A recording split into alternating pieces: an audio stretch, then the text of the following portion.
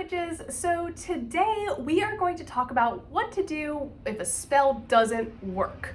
And firstly, I just want to say that if a spell doesn't work for you, it doesn't mean you're a bad witch or a bad practitioner. There might have just been some little underlying issues that are really easy to correct in order for you to have really successful workings. So we're going to talk about that a little bit today, because we've been talking about workings like literally all year and not talked about like what to do if it doesn't work. So the first thing that I do want to say is that spells that work for some practitioners are not necessarily going to work for you because your situation might be different. And that doesn't mean that the other practitioner is a fraud. It doesn't mean that you're a fraud or a bad witch or you are a failure or anything. So get that out of your head. It just could be that the spell that you're doing or the spell that the practitioner is, the other person is doing, isn't for the issue that you need to address. So for example, if practitioner A is doing a prosperity working to, get a little bit of extra pocket money to pay off like a parking ticket or something. Like, let's just say, I've done it, but whatever. So like, let's say that's happened. And you do the same thing, but you use the same mechanics for the spell, but you ask for a larger sum of money, or perhaps it's not to pay off a parking ticket, it is to, go shopping or get your nails done, whatever it is. The intention might be different, therefore you need to apply a different sort of energy to the working that you're doing, maybe picking different correspondences, different herbs, or maybe a different avenue, so a candle spell versus a sachet. Does that make sense? I hope it does. So don't worry, you are not a fraud, they are not a fraud, it just takes different spells for different things. Yes? Cool. Second thing I recommend when you are trying to figure out why a spell isn't necessarily working, I recommend checking your intention. One of the things that I have noticed in the many decades of my practice is that sometimes when I am working out of kind of a self-serving attitude, I block off a lot of things from myself. So I find that by approaching things from a different angle, or perhaps examining why I'm doing the working in the first place, really, really helps me.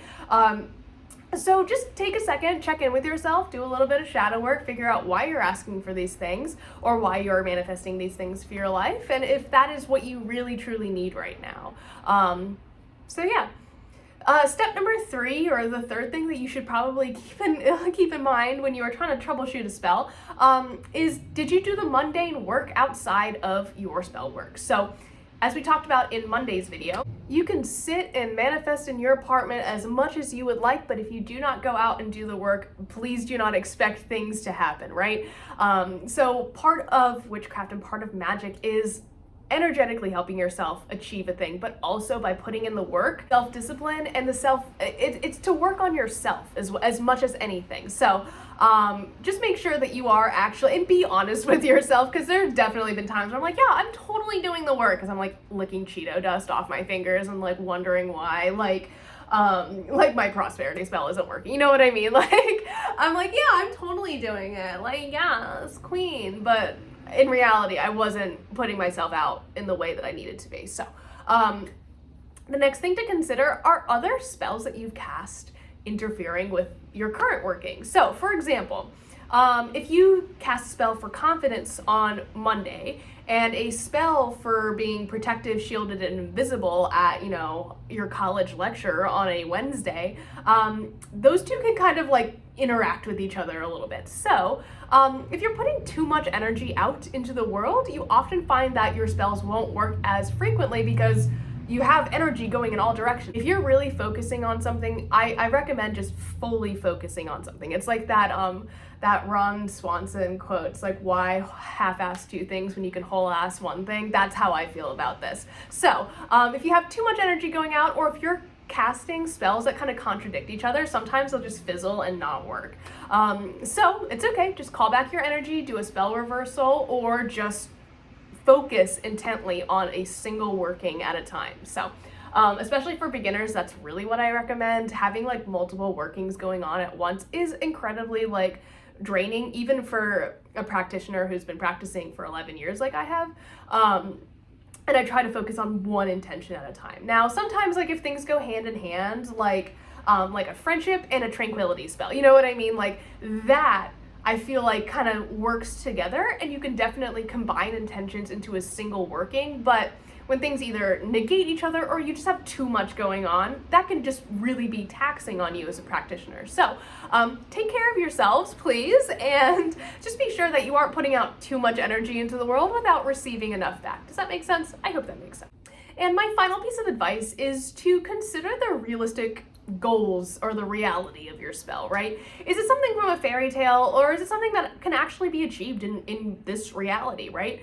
So for example, a lot of people are like, oh, are you going to turn me into a toad? Can you make yourself fly? And it's like, no, but I can give you crystals that'll help you feel calm, or make you an herbal infusion that will help your sore throat. I can give you spiritual guidance or read your tarot cards for you. Like, it's very much that. Like, if you expect to be handed the world on a platter as soon as you start practicing witchcraft, you are in for a rude awakening, and I am sorry that I have to be the one to tell you that.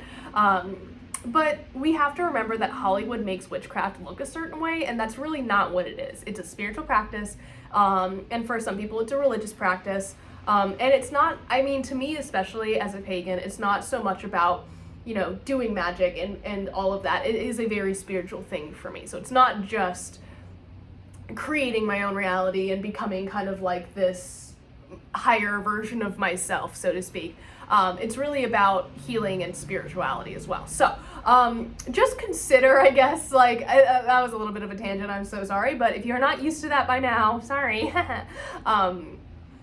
But just consider the reality of your spell and whether it's something that can actually work for you, or if it's something that seems like a little bit out of your realm of possibility. So those were some of my suggestions. If you have any other suggestions, definitely leave them down below. If you're really feeling some sort of negative energy, always feel free to, like, cleanse your house. And if you have any questions, my inbox is always open. I am really nice, I promise. And I will never be judgmental or judge you on your questions, because I think all questions are valid.